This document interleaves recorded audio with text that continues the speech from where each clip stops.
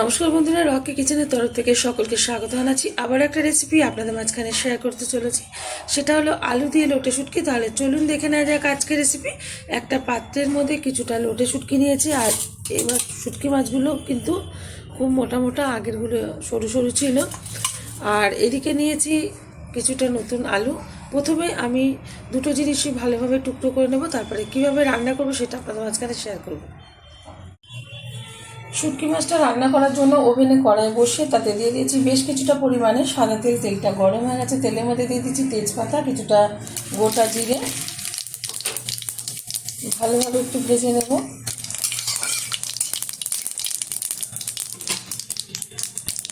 দিয়ে দেবো 1 চামচ হলুদ গুঁড়ো, দিয়ে দিচ্ছি বেটে রাখা পেঁয়াজ,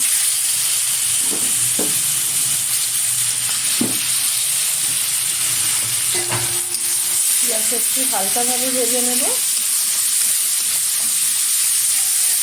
এখানে পেঁয়াজটা আপনারা কুচিয়েও ব্যবহার করতে পারেন, তো বেটে ব্যবহার করলে একটু বেশি টেস্ট হয়।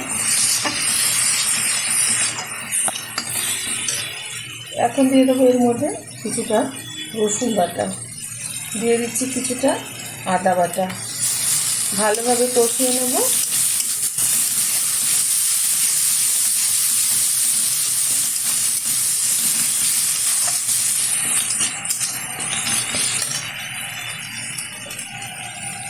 এখন দিয়ে দেবো টুকরো করে রাখা আলু, ভালো করে দিয়ে পরিষ্কার করে নিয়েছি। এটা মশলার সাথে বেশ কিছুক্ষণ কষিয়ে নেব।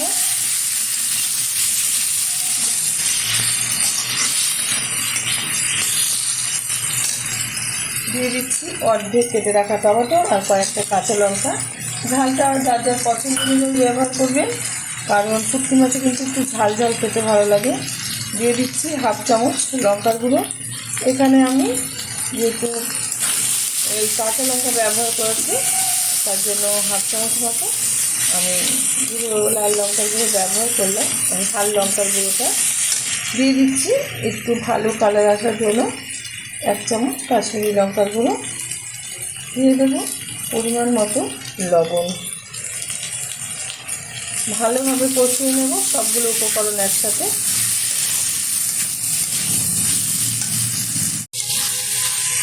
মশলাটা আমি ভালোভাবে আলুর সাথে কষিয়ে নিয়েছি বেশ কিছুক্ষণ, আর মশলা থেকে কিন্তু তেল ছাড়া শুরু হয়ে গেছে, মানে মশলাটা ঠিকঠাক কষানো হয়ে গেছে।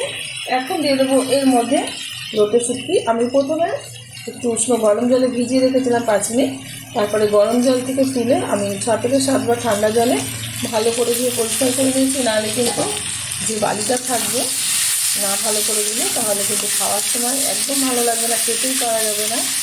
বালি থাকলে কিন্তু কোনো কিছু খাওয়া যায় না। তো এতে প্রচুর পরিমাণে বালি থাকে। ভালো করে বন্ধুরা আপনারা ধুয়ে পরিষ্কার করে তবেই কিন্তু রান্না করবেন। এবার ভালোভাবে আমি বেশ কিছুক্ষণ সময় নিয়ে কষিয়ে নেব। আমার এই রেসিপি যদি আপনাদের ভালো লেগে থাকে, আপনারা অবশ্যই আমাদের চ্যানেলটিকে সাবস্ক্রাইব করবেন, লাইক করবেন, শেয়ার করবেন। আর ধোয়া ওঠা গরম ভাতের সাথে একবার এরকম লোটে শুটকি আলু দিয়ে রান্না করে খেয়ে দেবেন। আশা করি ভীষণ ভীষণ ভালো লাগবে। যারা জানেন তাদের জন্য বলার কিছু নেই, যারা জানেন না খেতে তারা অবশ্যই ট্রাই করবেন। আশা করি আপনাদেরও ভীষণ ভালো লাগবে।